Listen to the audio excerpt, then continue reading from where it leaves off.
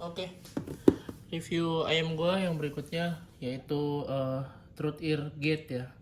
Jadi ini adalah ayam yang bisa dibilang sangat baru ya. Jadi dia itu adalah rilisan terbaru dari Truth Ear, yang kalau kata Truth Ear itu adalah dia ini Hola 2.0 ya. Jadi yang sebelumnya Truth Ear itu udah rilis namanya Truth Ear Hola.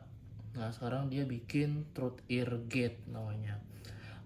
Sebelumnya gue terima kasih dulu buat Truth Ear ya udah ngirimin sampelnya langsung buat gua. Jadi kurang lebih ini yang adalah unit yang akan dijual ya, jadi bukan demo atau lain-lain. Oke, langsung aja tanpa berlama-lama lagi. Ini boxnya, ada tulisannya Truth Ear. Oh sini ada grafik frekuensi grafnya ya. Jadi kalau gue lihat di sini dia bassnya cukup tinggi naik, dan ini kayaknya lebih ke V-shape ya. Treble-nya juga lumayan ngecering nih kayaknya. Terus ada spesifikasi lainnya. Oh ya, ini jangan lupa nih ada gambar animenya ya. To be honest, buat para wibu ya cukup bersenang hati lah kalian, tapi kalau di gue sih kurang begitu ngaruh. Oke, untuk harga sekitar 300.000 menurut gue untuk boxnya lumayan bagus ya. Ini sangat proper sekali untuk harga 300.000 ya, sama hampir kayak box-box harga 600 ribuan. Jadi menurut gue udah cukup oke banget ya. Ini untuk ayamnya sendiri nanti akan kita bahas. Ini packagingnya lumayan agak-agak kokoh banget ya, lengket banget gitu. Kita bahas, kita kesampingkan dulu. Dalamnya ada tulisannya di sini Truth Ear. Terus dalamnya ini ada pouch ya, carrying pouch. Dia bahannya kayak kulit sintetis gitu. Menurut gue lumayan bagus ya. Ini mirip-mirip kayak dompet-dompet koin gitu ya. Tapi to be honest gue kurang gitu suka, karena kayaknya jepitnya tuh terlalu kayak ngejepit yang kaku banget. Dan gue kurang suka kalau misalnya pakai pouch kayak gini, kayaknya malah jadi nggak aman gitu. Mending pakai carrying case yang kaku ya gitu. Terus ini di dalamnya sendiri dia ngasih ear tips. Ada dua jenis ear tips ya. Jadi ear tipsnya itu yang bahannya yang ukurannya white bore gini. Jadi dia lumayan gede bornya. Ini tuh biasanya gue lumayan suka ya yang jenis-jenis kayak gini ya, karena gue emang kalau white bore gini somehow gue ngerasa kayak suaranya tuh lebih lebih lebih lega gitu, lebih lebar dan lebih punchy gitu. Gue suka yang white bore gini. Bahannya juga ya untuk 300 ribuan, ini menurut gue more than enough ya. Ini oke banget lah buat entry level. Kemudian kalau yang satu lagi nih ear tips yang bentuknya biasa aja, yang kayak dia payungnya agak sedikit lebih tinggi, bornya juga nggak terlalu besar gitu. Ini juga bahannya sama, dia cuma beda ukurannya aja. Oke, kita kesampingkan dulu. Langsung kita bahas ayamnya ya. Di sini kalau kalian lihat nih, ayamnya menurut gua keren banget ya. Sebenarnya dia punya body yang transparan, faceplate-nya. Jadi lu bisa lihat driver yang ada di dalamnya nih.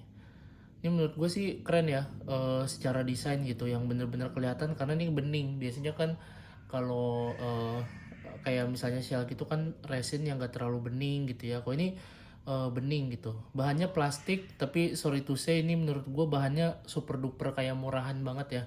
Jadi kayak tipis banget, kayak bener-bener ringkih banget gitu. Ini mirip-mirip bahan-bahannya Pandamon 2.0 yang ringkih.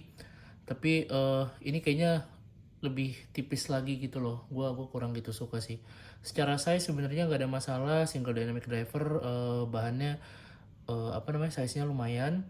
Cuman yang agak aneh menurut gue ini agak condong ke samping dikit, jadi nggak gitu lurus.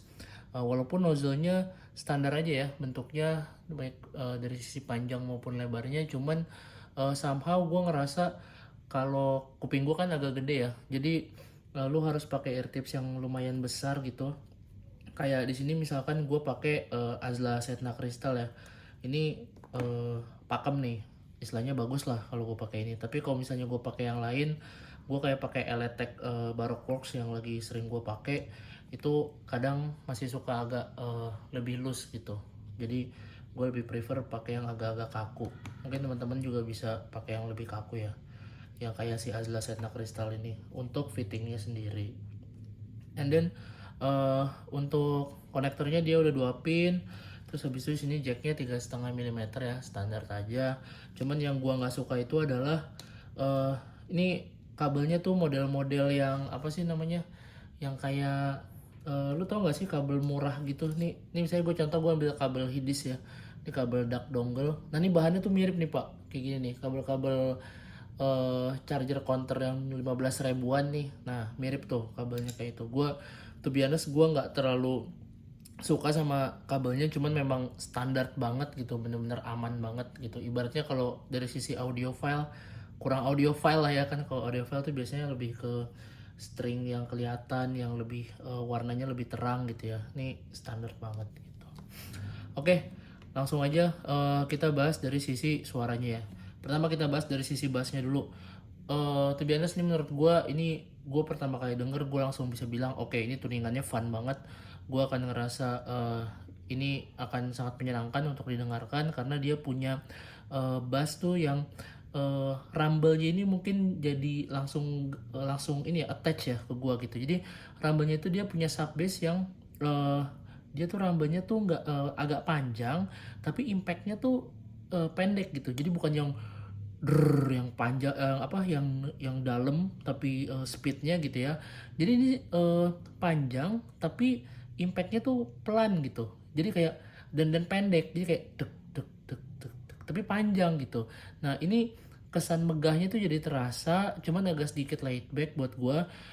To be honest, gue suka karena gue nggak terlalu suka bass yang kayak nampol banget ya gitu. Jadi ini menurut gue akan nambah kesan soundstage-nya dari IM ini, karena ini IM-nya juga cukup airy ya gitu. Kemudian dari sisi punch-nya sendiri, menurut gue ini punch-nya standar banget. Standar dalam arti dia tidak deep, dia nggak dangkal juga. Jadi untuk settingan V-shape yang seperti ini menurut gue memang belum level bass head, tapi untuk level treble head atau natural menurut gue ini punya punch yang cukup ya untuk fun-nya. Jadi ini tidak dark sama sekali. Ini tidak mendem, ini tidak note-nya tidak berat di sisi low frekuensinya. Jadi ini menurut gue yang IM yang airy dengan punya power yang engaging dengan rumble yang panjang. Menurut gue ini oke banget lah gitu, fun ya. Kemudian dari sisi mid, ini sisi mid ketara banget ketika lo dengerin. Dia posisi vokalnya itu forward dan pas di tengah. Jadi suaranya ini bener-bener apa ya, dia suaranya nggak tipis tapi suaranya nggak berat juga. Jadi suaranya tuh gue bisa definisin dia natural tapi airy sekali, tidak wet. Kalau misalkan lu denger suara vokal wanita, lu bisa dengerin suara yang tinggi, yang lively, yang high tone-nya bagus gitu ya. Untuk suara pria misalkan yang paling berat ya, untuk yang low tone-nya itu juga lu masih dapet soul-nya. Walaupun yang nggak bener-bener ngebas banget suaranya, tapi lu masih dapet soul-nya yang baik gitu. Cuman problemnya di gua ini adalah kalau lu dengerin suara laki yang istilahnya dia yang tinggi ya, yang high tone di laki, itu gue ngerasa beberapa lagu tuh agak kering vokalnya. Jadi suaranya tuh agak kering, yang benar-benar serak, yang menurut gue kurang bisa dinikmati. Jadi kalau lu suka lagu-lagu J-pop atau misalkan lagu-lagu pop yang wanita gitu ya, ini nggak ada masalah. Tapi kalau udah pria yang tinggi suara high tone gitu, lu harus berhati-hati karena menurut gue agak sedikit kering ya. Kemudian dari sisi treble, kayak tadi gue bilang nih, settingan tuningannya tuh V-shape. Jadi kayak tadi di boxnya dia V-shape, dia punya treble yang menurut gue dia cukup shimmering. Jadi tapi dia nggak cukup sparkling tapi dia nggak shimmering, nggak splendid gitu. Jadi dia punya cering yang bagus, celingnya dapet tapi tidak nyerang ya. Dia tuningannya aman sekali gitu. Cuman karena ada spike yang ketika upper mid ke treble-nya ini lumayan tinggi ya di treble awal, gue ngerasa ada beberapa suara yang unclear gitu. Nah ini mungkin lu yang harus berhati-hati ya kalau buat treble sensitif, karena ada beberapa lagu yang gue ngerasa cukup unclear tapi levelnya itu masih standar banget. Jadi contoh misalnya gini, kalau dia punya IM, dia punya extended treble yang panjang ya, lu kalau ketika ngerasain si balance tuh kayak nya tuh kayak panjang banget dan itu bener-bener ngeganggu. Nah IM ini dia punya extended treble yang pendek, jadi ketika ngedenger suara si balance itu nggak terlalu mengganggu di kuping lu gitu. Jadi istilahnya masih dalam batas yang aman, lu untuk dengerin treble tuh masih dapet suara treble semuanya lengkap gitu ya, dengan untuk harga rentang 300.000 ini udah more than enough banget. Tapi again di beberapa lagu lo akan ngerasa treble yang buat gua sebagai treble head akan notice banget ya gitu, bahwa ini ada suara yang unclear yang mungkin bisa mengganggu kenyamanan lo dalam mendengarkan treble gitu. Kemudian dari sisi clarity ya, clarity kayak tadi gue bilang nggak ada masalah sama sekali, kecuali suara vokal pria yang menurut gue agak sedikit kering di beberapa lagu, sama suara treble yang tadi unclear ya. Tapi again di beberapa lagu lagi selama dia apa namanya nggak terlalu banyak instrumen treble-nya gitu. Soundstage ini gue cukup kaget dengan tentang harga 300.000 karena menurut gue ini lega, airy, enak banget suaranya. Jadi jujur gue cukup kaget lah dengan teknikalitas IM ini ya, si soundstage-nya. Dan dari sisi imaging juga gue cukup kaget, 300.000 dia bisa ngasih suara imaging yang bagus, layeringnya tuh gimana ya, 300.000 nih layeringnya tuh cukup oke gitu. Mungkin kalau yang paling bagus layeringnya yang deket-deket kan kayak Sonus misalnya, Sonus layeringnya lebih bagus lagi ya. Cuman ini ya di bawahnya Sonus lah. Tapi untuk harga 300.000 tuh biasa gue cukup kaget ya. Lu bisa pinpoint instrumennya juga dengan oke, nggak ada masalah sama sekali, cukup mengagetkan lah. Jadi kalau lu berangkat dari punya ayam counter, lu beli ayam ini gue rasa lu pasti akan cukup kaget. Cuman again karena ini single dynamic driver, dia punya micro detail yang tidak terlalu maksimal ya dari dibanding IM multi driver gitu.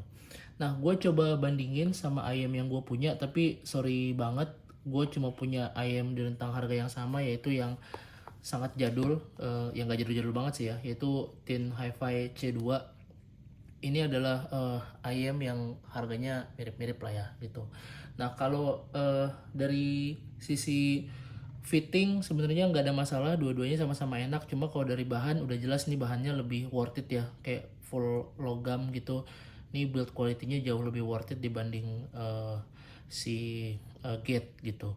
Cuman kalau dari sisi suara, kalau bass udah jelas menang Gate. Ini bassnya menurut gue terlalu tipis dan terlalu lemas.